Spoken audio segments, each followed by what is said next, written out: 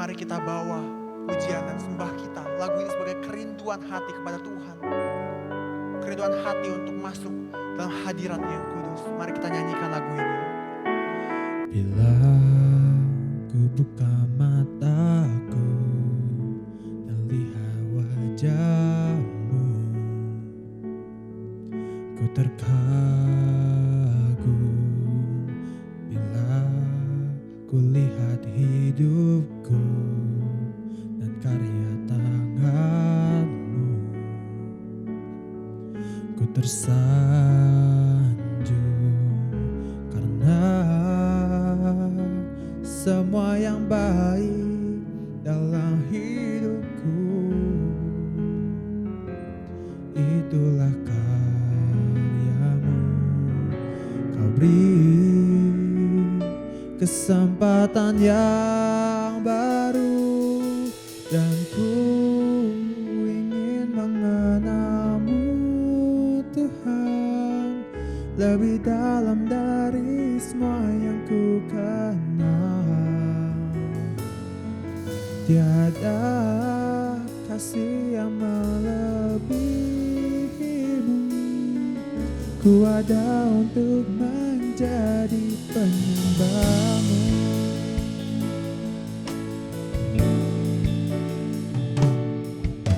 Bila ku buka mataku dan lihat wajah-Mu, ku terkagum. Bila ku lihat hidupku dan karya tangan-Mu, ku tersanjung karena semua yang baik dalam hidupku itulah karya-Mu. Beri kesempatan yang baru dan ku ingin mengenal-Mu Tuhan lebih dalam dari semua yang ku kenal. Tiada kasih yang melebihi-Mu. Ku ada untuk menjadi penyembah-Mu dan ku ingin mengenal-Mu Tuhan lebih dalam dari semua yang ku kenal. Tiada kasih yang melebihi-Mu. Ku ada untuk menjadi penyembah-Mu.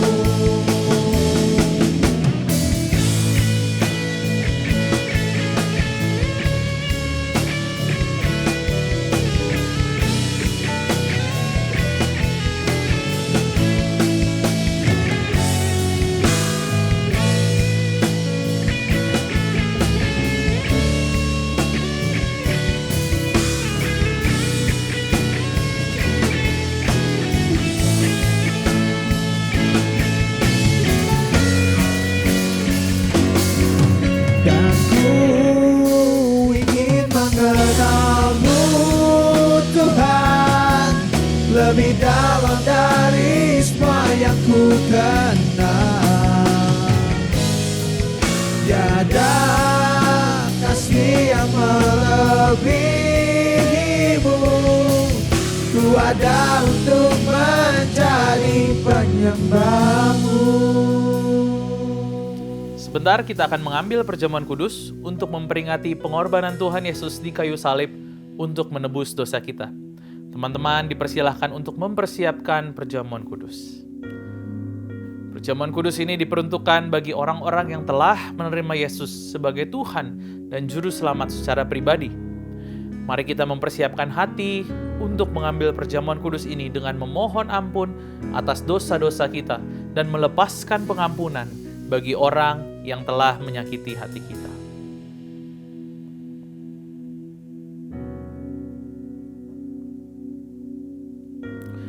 Mari kita angkat roti perjamuan di tangan kita.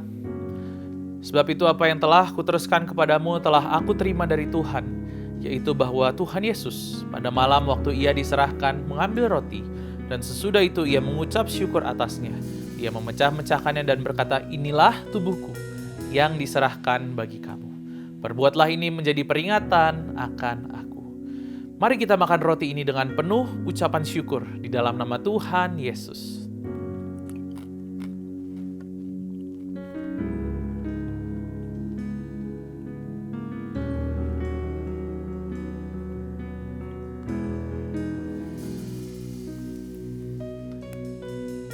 Demikian juga ia mengambil cawan sesudah makan lalu berkata, cawan ini adalah perjanjian baru yang dimeteraikan oleh darahku. Perbuatlah ini setiap kali kamu meminumnya menjadi peringatan akan aku.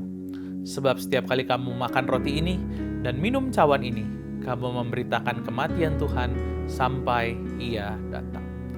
Mari kita minum anggur ini dengan penuh ucapan syukur di dalam nama Tuhan Yesus.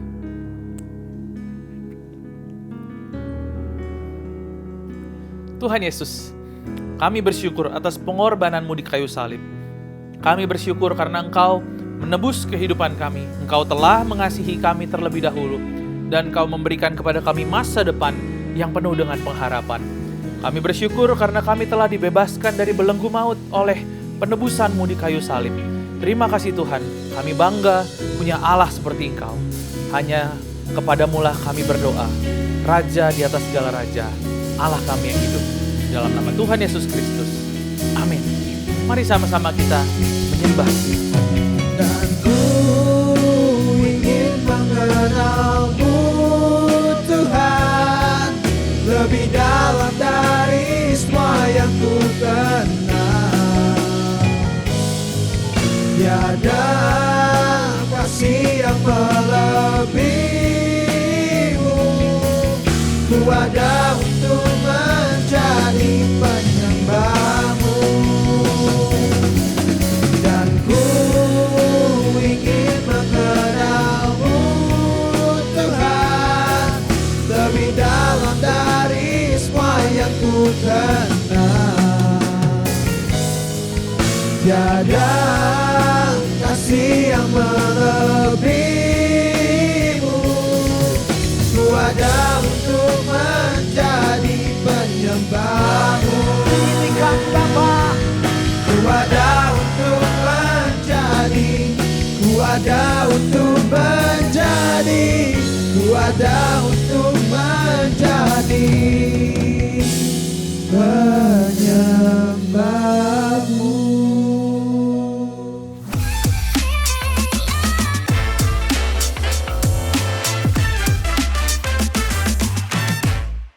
Hello students, welcome back to Radiant Student Online Service. Ibadah online untuk pelajar SMP dan SMA. Hari ini kita memasuki minggu pertama di bulan Oktober. Kita mau mengawali dengan mengambil bagian dalam perjamuan kudus. Kita sudah diingatkan kalau Tuhan Yesus mati di kayu salib untuk menebus dosa kita. Dan saat ini kita pusatkan pikiran kita untuk mendengar firman Tuhan yang telah memberikan segalanya bagi kita. Tuhan, kami bersyukur karena Engkau telah memberikan segalanya buat kami. Dan hari ini Tuhan, biar kami mengenang dan juga melakukan hal-hal yang benar sesuai dengan firman Tuhan. Karena Tuhan telah memberikan dirinya sendiri untuk kami, sehingga kami pun sudah selayaknya memberikan hidup kami bagi Tuhan dan bagi orang lain. Mampukan kami Roh Kudus bicara kepada kami secara pribadi. Dalam nama Tuhan Yesus kami berdoa, amin. Teman-teman, ngomongin soal minggu pertama ada perjamuan kudus. Perjamuan kudus tentu kita mengenang kematian Tuhan di kayu salib. Kita mengenang pengorbanan Tuhan di kayu salib. Kenapa sih? Buat apa sih Tuhan Yesus berkorban? Jangan sampai lupa kalau pengorbanan Tuhan Yesus di kayu salib adalah untuk menebus dosa kita semua. Ada pengampunan akan dosa yang kita terima sehingga kita tidak harus menanggung segala hukuman dosa. So, we talk about forgiveness today. Kita semua pasti pernah ya merasa disakiti, diabaikan, dianggap gak ada, atau diperlakukan unfair, gak adil. Tuhan Yesus juga sama loh, dia pernah disakiti. Of course kita lihat dia di kayu salib, dia disakiti. Dia bahkan diadili dengan tidak adil. dia nggak salah apa-apa kok dibilang dia itu penjahat. Lalu Tuhan Yesus pun diabaikan. Teman-teman ingat waktu Petrus bilang, aku tidak kenal engkau.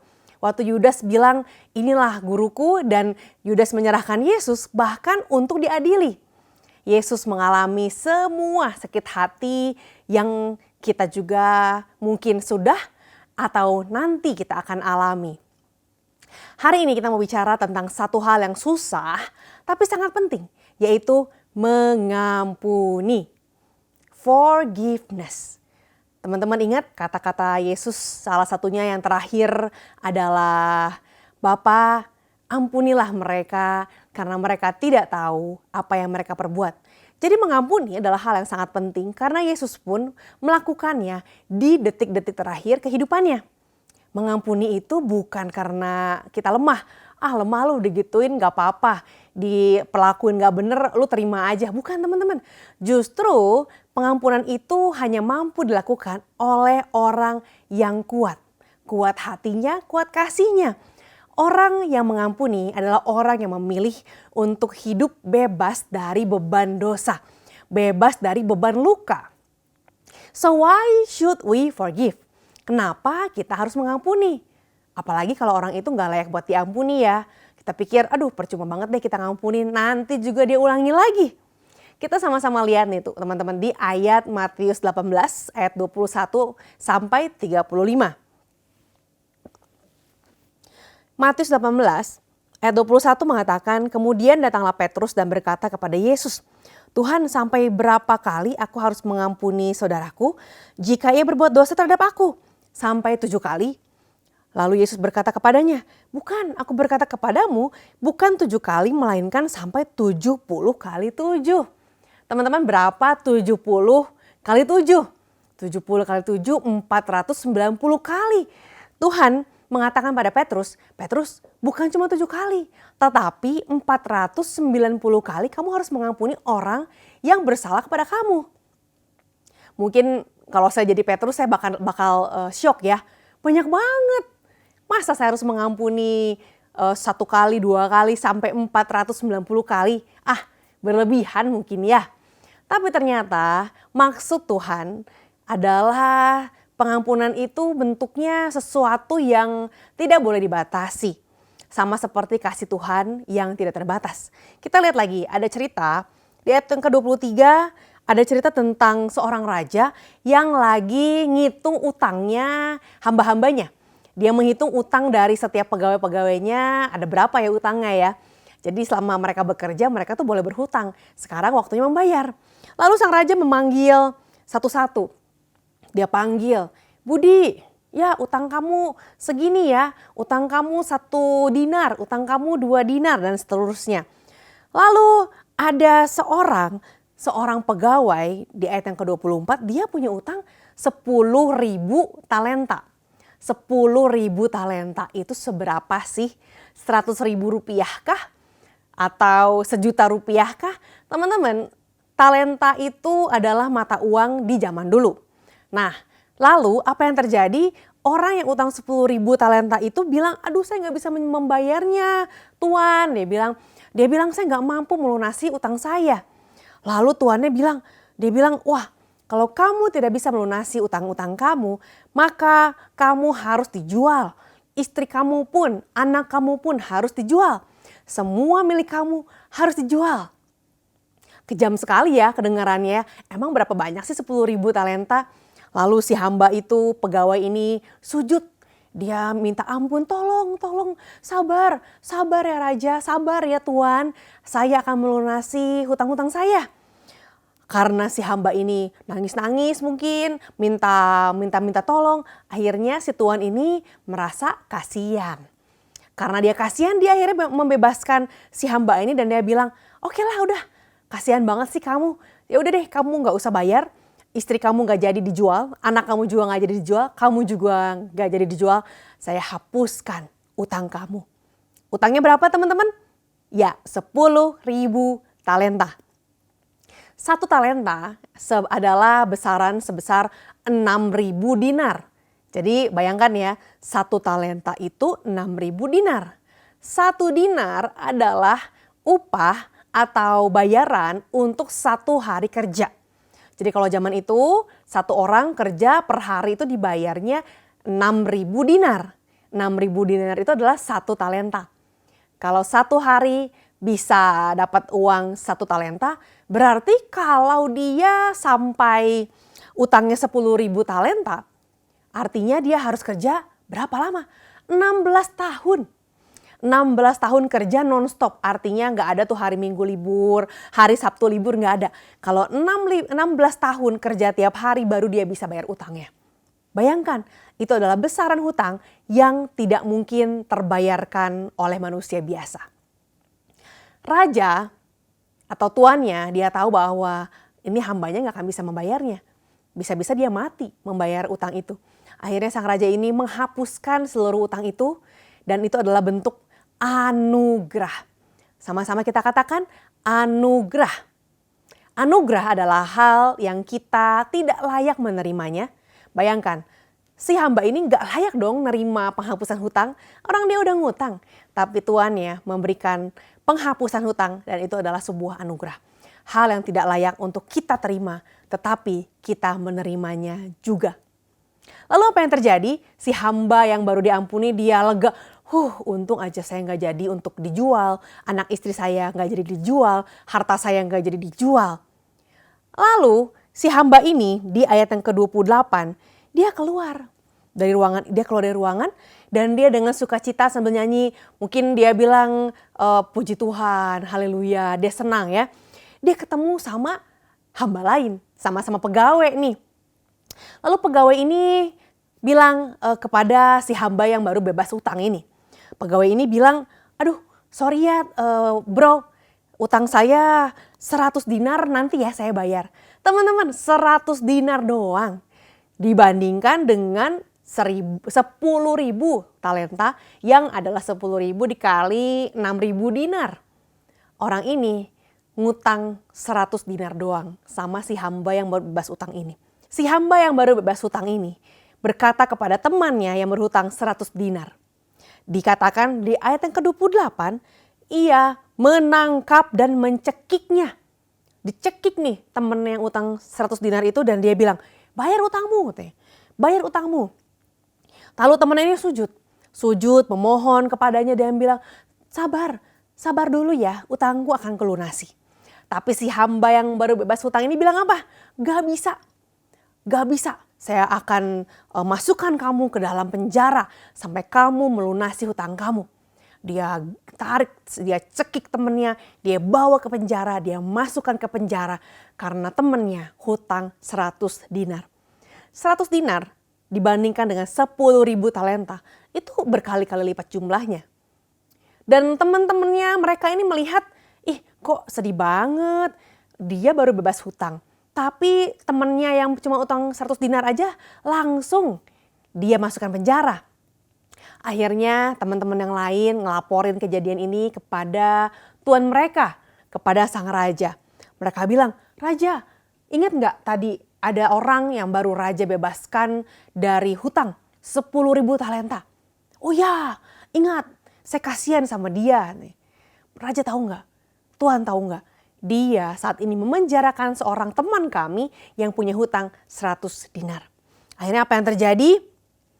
Ayat yang ke-32, Raja ngamuk teman-teman. Raja menyuruh memanggil orang itu dan berkata kepadanya, hai hamba yang jahat, seluruh hutangmu telah kuhapuskan karena engkau memohon kepadaku. Kenapa engkau tidak memberikan belas kasih kepada teman-teman kamu? Bukankah engkau pun harus mengasihani kawanmu seperti aku telah mengasihani engkau? Raja tidak diam saja. Raja ini bilang, aku akan menyerahkan kamu kepada algojo, artinya orang yang menghukum ya, sampai kamu bisa melunaskan seluruh hutangmu. Akhirnya si orang yang tadinya bebas hutang 10.000 talenta, udah enak padahal ya. Dia kena hukuman, dia masuk penjara juga, dia dihukum juga sampai dia bisa menyelesaikan hutang-hutangnya. Ayat yang terakhir 35, demikian juga yang akan diperbuat oleh Bapakku yang di surga terhadap kamu apabila kamu masing-masing tidak mengampuni saudaramu dengan segenap hatimu. Pengampunan itu bukan tentang pantas gak pantas. Mungkin si teman ini bilang, kamu gak pantas diampuni. Kamu ngutang 100 dinar. Bukan tentang besar atau kecil dosanya. Atau pantas gak pantas. Itu tentang bagaimana kita menerima dan menghargai anugerah yang sudah kita terima. So to forgive the unforgivable is not a sign of weakness. It is biblical. Sesuai dengan firman Tuhan. Karena Allah telah mengampuni kita terlebih dahulu, maka kita sudah selayaknya mengampuni teman-teman kita, mama papa kita, adik kakak kita, guru, dan orang-orang lain yang bersalah kepada kita. Perumpamaan di Matius ini menunjukkan bahwa kita pernah berhutang jauh lebih gede daripada dosa orang lain kepada kita. Kelakuan orang lain mungkin gak sengaja dia lupa sama kita, mengabaikan kita, atau menghina kita. Mereka berbuat salah pada kita, ya. Tapi kita pun pernah melakukan dosa yang sama besarnya dengan mereka, bahkan mungkin lebih gede. Dan Tuhan sudah menghapuskan hutang dosa kita. Kalau hutang dosa itu sudah dihapuskan Tuhan, maka kita pun layak dan wajib menghapuskan hutang dosa orang lain terhadap kita. Kalau Tuhan Yesus aja memberi anugerah, kita juga diajak untuk ngikutin teladan Tuhan Yesus. Agar semakin hari kita semakin serupa dengan Kristus. Jadi teman-teman, mengampuni itu apa sih? Mengampuni akan membebaskan hati kamu. Kalau kamu menahan dendam, kekesalan, marah, dendamnya kamu tahan dan kamu jaga baik-baik. Gua kesel tiap lihat orang itu. Gua sebel tiap lihat orang itu. Akhirnya sebenarnya kita lagi melukai diri kita sendiri. Kita yang terluka terus-menerus, dan benci itu seperti kita makan racun tapi berharap orang lain yang mati.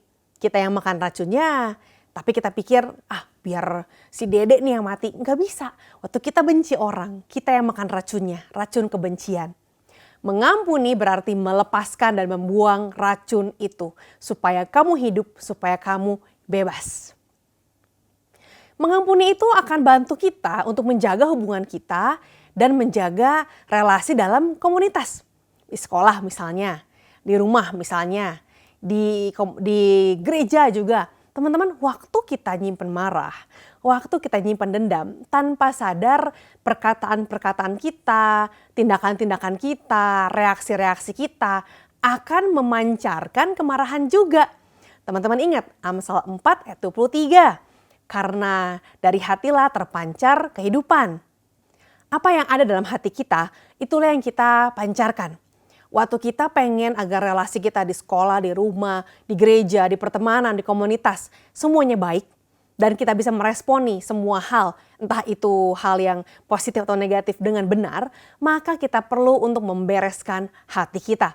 Apa yang ada dalam hati kita, itu juga yang akan kita pancarkan. Kalau hati kita isinya marah, sebel, dengki, dendam, maka yang keluar dari mulut kita adalah kebencian-kebencian. Yang keluar dari mulut kita adalah hal-hal yang julid.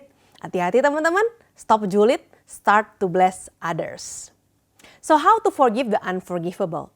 Bagaimana caranya supaya kita bisa mengampuni orang-orang yang bagi kita tidak terampuni? Ada 3 langkah. Yang pertama, forgive with grace and love. Mengampuni dengan anugerah Tuhan. Mengampuni dengan kasih Tuhan. Anugerah. Anugerah itu hal yang gak layak kita terima teman-teman.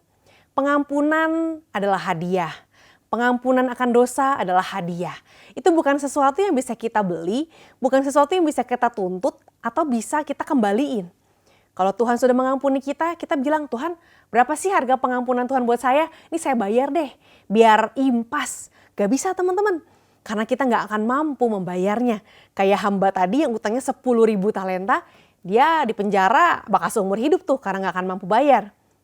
Kita nggak mungkin bisa buat ngampuni diri kita sendiri karena kita butuh Tuhan. Kita butuh agar ada anugerah Tuhan yang mengampuni diri kita. Dan kita butuh orang-orang di sekitar kita untuk kita bisa menyadari bahwa kita sedang terluka. Komunitas sekitar kita, student cell, teman-teman di satelit, di ibadah, mereka lah orang-orang yang menunjukkan bahwa kamu kayaknya lagi ada luka hati ya. Kamu kayaknya lagi ada trauma ya. Mereka lah orang-orang yang akan membawa kita kepada kasih Tuhan. Kita butuh kasih. We need God's love to forgive. Pengampunan bukan sekedar perasaan. Rasanya sih gue gak bisa ya ngampunin dia. Rasanya sih gue gak pengen. Bukan teman-teman. Pengampunan bukan perasaan. Kasih adalah keputusan. Pengampunan adalah keputusan. Dan waktu kita mengampuni itu adalah latihan yang sehat. Latihan yang logis. Kenapa logis? Jangan pakai perasaan kita untuk mengampuni. Tapi pakai logika kita bahwa ketika kita mengampuni, kita pun akan bebas dari beban kebencian. Dan karena Tuhan sudah mengampuni kita, maka udah logis dong kita juga mengampuni orang lain yang bersalah kepada kita. Yang kedua, forgiveness is a choice, not a feeling. Pengampunan bukan sebuah perasaan, tapi adalah sebuah keputusan. Mengampuni adalah pilihan. Waktu kita milih buat mengampuni, kita lagi melakukan sesuatu yang rohani loh. Apa hubungannya kita ngampunin kok jadinya kerohanian kita makin baik ya? Mengampuni itu adalah hal yang melampaui logika manusia. Sekali lagi kita gak mampu mengampuni. Dan waktu kita mau mengampuni itu adalah pekerjaan Tuhan. Waktu kita mengampuni Tuhan bekerja dalam hati dan roh kita. Pengampunan gak selalu berarti kita happy dengan apa yang terjadi. Bukan berarti kita setuju dengan perlakuan orang tersebut kepada kita. Kita boleh gak setuju. Of course kita gak akan setuju dengan dosa yang diperlakukan orang kepada kita. Tapi kita mengatakan bahwa saya mengakui apa yang kamu lakukan itu salah dan saya terluka. Tapi saya memilih untuk mengampuni kamu. Teman-teman bisa jadi hati kamu belum lega ya.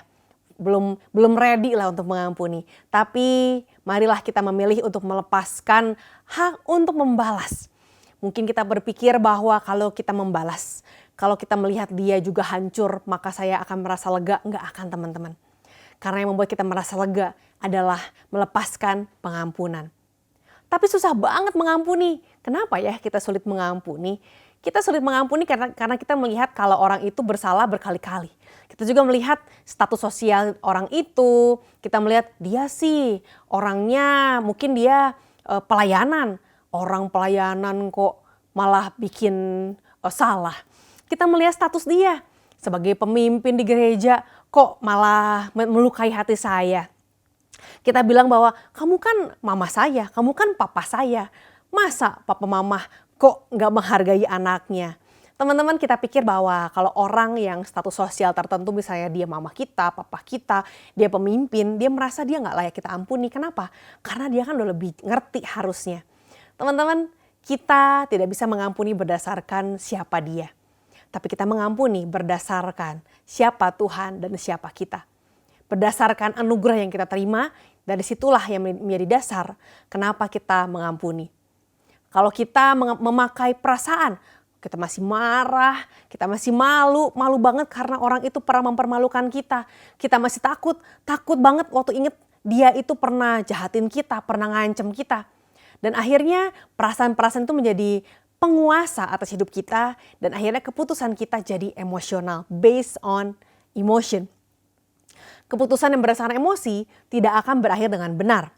Keputusan yang berdasarkan kebenaranlah yang akan mengarahkan kita kepada firman Tuhan dan mengarahkan kita untuk melangkah dalam kebenaran. Kadang kita pakai kekuatan sendiri ya. Kita balas dia. Kalau dia pernah cuekin kita balas cuekin lagi. Kalau dia pernah ignore kita, ngabain kita balik ignore dia lagi. Dan akhirnya kita bukan memberikan kasih, bukan love and grace. Jadi jangan mengandalkan perasaanmu, tapi andalkanlah pilihan untuk memilih yang benar. Yang ketiga, forgiveness is a process. Kita sudah mengampuni. Ya bagus, tapi bukan berarti hati kita akan pulih dari rasa sakit dalam waktu 1 detik. Bukan berarti hari itu, kan saya sudah mengampuni. Harusnya kalau saya ketemu orang itu saya gak akan ngerasain luka lagi dong. No guys, pengampunan adalah sebuah proses penyembuhan yang panjang. Jadi pengampunan itu bukan sekali doang. Kayak tadi Tuhan bilang kepada Petrus, pengampunan itu 490 kali, 70 kali. Pengalaman kasih yang kita alami bersama Tuhan itu akan mempengaruhi kemampuan kita untuk mengampuni orang lain. Jadi kalau kita belum pernah merasakan kasih Tuhan, kita akan sulit untuk mengalami yang namanya mengampuni orang. Karena kita pun belum merasakan gimana leganya diampuni. Ingat ya teman-teman, kasih bukan sekedar perasaan. Kasih adalah pilihan yang berlandaskan kebenaran firman dan juga logika yang sehat. Orang yang sehat emosionalnya, hanya dialah yang bisa mengampuni. Kita bisa memilih untuk mengasihi, memilih untuk mengampuni walaupun perasaannya belum ikut. Perasaannya nanti akan menyusul di belakang. Keputusan duluan, kebenaran duluan, perasaan akan ngikut. Gimana ya prakteknya dalam hidup sehari-hari? Let's start small. Mulai dari hal kecil. Latihan mengampuni teman sekelas yang nyakitin. One day teman saya pernah tidak membalas sapaan saya. Pagi hari saya datang ke sekolah, naik tangga karena kelas saya di lantai 3.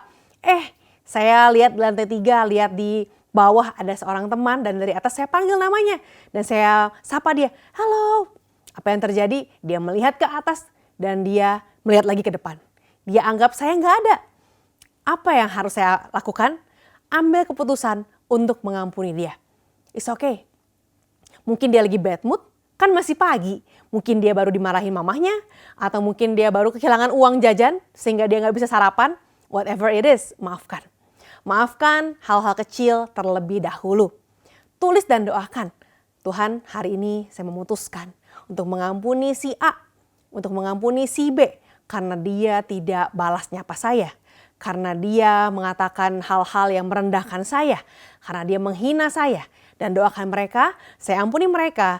Dan saya akan tidak membiarkan mereka untuk merendahkan saya. Tulis nama orang yang menyakiti kamu. Berdoa untuknya. Dan serahkan rasa sakit itu kepada Tuhan. Minta bantuan rohani. Minta bantuan orang-orang yang kenal Tuhan. Kalau seandainya kamu merasa bahwa saya udah terlalu kesel, pembulian yang saya alami sudah terlalu berat. Come to someone. Datang kepada seseorang yang bisa dipercaya. Siapa ya yang bisa dipercaya? Yang pertama, kamu cari di gereja. Kamu cari orang-orang kakak-kakak pembimbing rohani yang ada di dalam student cell, yang ada di kelas-kelas dasar kekristenan. Ngobrol sama mereka. Jangan sembarangan, kayaknya dia bisa deh. Jangan, malah nanti kamu makin tertekan ya. Kalau lagi susah, ngobrol dengan teman-teman yang sama-sama sedang berproses untuk kenal Tuhan. Ngobrol sama teman-teman yang sama-sama pernah ngalamin pengalaman mengampuni. Dan tanya, kalau bisa sih ngampunin orang yang kayak gitu? Apa sih tips and triknya? Saya mau belajar. Pengampunan butuh proses dan butuh dukungan. Ada seorang anak perempuan. Waktu dia kecil, waktu dia masih agak muda, waktu itu dia hidup di tengah-tengah Perang Dunia Kedua. Dia punya kakak. Nah, adik kakak ini mereka sebagai adik kakak yang happy, keluarga cemara. Suatu hari terjadilah kejadian yang kita tahu itu kejadian yang mengerikan. Kejadian itu adalah kejadian penyiksaan orang-orang Yahudi. Mereka dibawa ke kamp konsentrasi di Ravensbrück. Dan akhirnya mereka itu sebetulnya mereka harusnya nggak ikutan dihukum. Tapi karena mereka melindungi orang lain, melindungi orang Yahudi, mereka akhirnya ikut di penjara. Dan waktu mereka di penjara, dia lihat gimana si adik ini, little sister ini ngelihat gimana kakaknya namanya Betsy. Kakaknya ini disiksa dan akhirnya kakaknya ini meninggal dunia. Sang adik ini lihat sebagaimana kejamnya orang-orang di kamp konsentrasi itu yang dulunya adalah orang di negara Jerman. One day dia diundang nih. Long story short, si adik ini udah dewasa dan si adik ini bebas dari kamp konsentrasi ini. Si adik udah gede, dia jadi pembicara-pembicara terkenal. Dia jadi pembicara untuk hal-hal yang baik, hal-hal yang rohani. Dia diundang buat khotbah dan menyampaikan tentang pengampunan Tuhan. Orang ini bilang gini, si adik ini bilang gini, Allah akan mengampuni kita. Allah juga akan meminta kita untuk mengampuni orang lain. Yesus mengampuni dan Yesus tidak akan mengingat-ingat lagi dosa-dosa kamu. Tuhan Yesus akan membuang dosamu ke lautan yang jauh, kalau dikatakan sejauh timur dari barat, sejauh tingginya langit dari lautan, segitunya jauhnya Tuhan membuang dosa kita. Setelah beres nih khotbah, sang adik ini udah mau pulang. Tahu-tahu datang seorang pria, lalu seorang pria ini bilang, dia bilang, kamu ingat saya enggak? Si pria ini bilang, Saya salah satu penjaga di tempat kamp konsentrasi. Sang adik ini mengingat bahwa orang ini adalah orang yang paling kejam. Salah satu penjaga paling kejam yang menyiksa kakaknya. Kakaknya namanya Betsy. Dan adiknya ini bilang bahwa saya agak sulit untuk mengingat kamu. Tapi akhirnya sang adik ini tetap mengingat hal-hal yang pahit yang pernah dia alami di masa-masa yang lalu. Dia ingat ada penghinaan, ada penyiksaan, penderitaan, ada kekejaman. Lalu pria ini bilang gini, saya udah bertobat, saya terima Yesus. Dan saya percaya bahwa Tuhan mengampuni saya. Sama kayak khotbahnya si perempuan ini ya. Lalu si pria ini bilang, dalam bahasa Jermannya adalah Fraulein. Fraulein artinya nona. Dia bilang, nona, maukah Anda juga mengampuni saya? Karena saya pernah jahat sama Anda dan sama adik Anda. Si adik ini terdiam. Dia pikir dia gak layak diampuni. Dia udah membunuh kakak saya. Hatinya berontak, bagaimana dia bisa ngampuni orang yang kejamnya keterlaluan. Dia mengingat penderitaan Betsy, kakaknya. Dan dengan jujur dia doa sama Tuhan. Dia bilang, Tuhan, aku gak sanggup untuk mengampuni penjaga yang kejam ini. Tapi Tuhan memerintahkan aku untuk mengampuni. Berikan aku pengampunanmu. Berikan aku kekuatanmu. Lalu dengan berat hati si adik ini mengulurkan tangannya. Dan dia bilang, saya mengampuni kamu. Waktu dia menyambut uluran tangan sang penjaga itu, perempuan ini, sang adik ini merasakan kayak ada getaran, ada arus yang mengalir, ada kasih Allah yang mengalir ke dalam hatinya. Kasih Allah itu yang membuat perempuan ini merasa bahwa hanya karena Tuhanlah dia mampu untuk melepaskan pengampunan. Dia sungguh-sungguh bisa berkata, aku mengampuni kamu, saudaraku. Bayangkan, dia mengatakan saudaraku. Dan dengan sepenuh hati dia mengampuni orang ini dan dia bilang pada temannya. Dia bilang, dengan segenap hati dia mengampuni orang ini dan dia melepaskan segala dendam yang sudah dia simpan dari sejak lama. Perempuan ini bernama Corrie ten Boom. Corrie ten Boom menulis banyak buku, dia berkhotbah di banyak tempat dan dia menulis begini. Corrie ten Boom menulis, aku belajar bahwa pengampunan bukanlah perasaan yang datang dari diri kita sendiri. Ketika Tuhan memerintahkan kita untuk mengasihi musuh, dia juga memberikan kasih itu di dalam hati kita. Kasih Allah bukan berdasarkan kemampuan kita, bukan berdasarkan bagaimana kondisi kita, tapi kasih Allah itu adalah kasih yang memampukan kita untuk mengampuni. So teman-teman, kalau hari ini kamu terikat oleh kebencian, kemarahan, bahkan mungkin kemarahan kamu kepada orang-orang yang terdekat dengan kamu, mau nggak kamu lepaskan? Tantangan yang pertama, saya mau challenge kamu, anak-anak pelajar. Maukah kamu mengampuni orang-orang yang bersalah kepada kamu? Tapi sebelumnya, terimalah pengampunan. Sebelum melepaskan pengampunan, mau nggak kamu menerima pengampunan dari Tuhan Yesus untuk kamu? Menerima anugerah, menerima kasih dari Tuhan. Kalau kamu orangnya, kamu tahu bahwa kamu sudah menyimpan beban, dendam, trauma sekian lama. Dan hari ini kamu mau mengambil keputusan melepaskan semua hal itu kepada Tuhan Yesus. Mari kita berdoa memohonkan anugerah Tuhan, meminta agar Tuhan Yesus yang masuk dalam hati kita dan juga menghapuskan semua dosa-dosa kita. Tuhan, kami berdoa, dimanapun setiap hamba-hambamu ini berdiri, dimanapun setiap anak-anakmu ini sedang ada di kota Bandung maupun di luar kota Bandung. Aku berdoa Tuhan bagi setiap teman-teman yang merindukan kasih Allah, dimanapun mereka saat ini juga Tuhan, Kau melihat betapa hatinya penuh dengan beban. Bebaskan mereka dari beban yang memberati mereka sehingga mereka tidak lagi berjalan dengan beban. Tapi mereka berjalan dengan hati yang ringan dan penuh dengan kasih karunia. Dan saat ini terimalah Tuhan Yesus sebagai Tuhanmu, Juru Selamatmu, dan hiduplah dengan penuh anugerah Allah. Yang kedua, kami berdoa Tuhan, bagi setiap teman-teman yang sedang dikuasai oleh kemarahan, ketakutan, dikuasai oleh dendam yang mungkin diturunkan dari turun-temurun. Dendam yang mungkin adalah dendam orang tua mereka yang dilanjutkan kepada mereka. Biar hari ini ada hati yang dibebaskan dari perasaan-perasaan dendam dan marah. Dari dalam nama Tuhan Yesus, karena Tuhan Allah mampu untuk mengobati setiap luka, mampu untuk memberikan masa depan yang baru. Karena dalam Tuhan ada masa depan, dalam Tuhan ada hal-hal yang indah, hal-hal yang baik, dan bahkan melebihi apa yang kami bisa pikirkan. Terima kasih Tuhan, kami siap menerima kebaikan Tuhan. Dan hari ini jemaat Allah, terimalah berkat Allah dalam nama Bapa, Putra, dan Roh Kudus. Biar berkat Allah yang menjadikan kau berhasil dan memampukan kau untuk melakukan semua kebenaran firman Tuhan. Dalam nama Tuhan Yesus, semua yang percaya dan juga menerima Tuhan dan juga menerima kasih. Dalam sama-sama kita katakan, amin. Kalau teman-teman perlu doakan atau ada kesaksian yang mau kalian sampaikan, kamu bisa scan QR Code di bawah ini.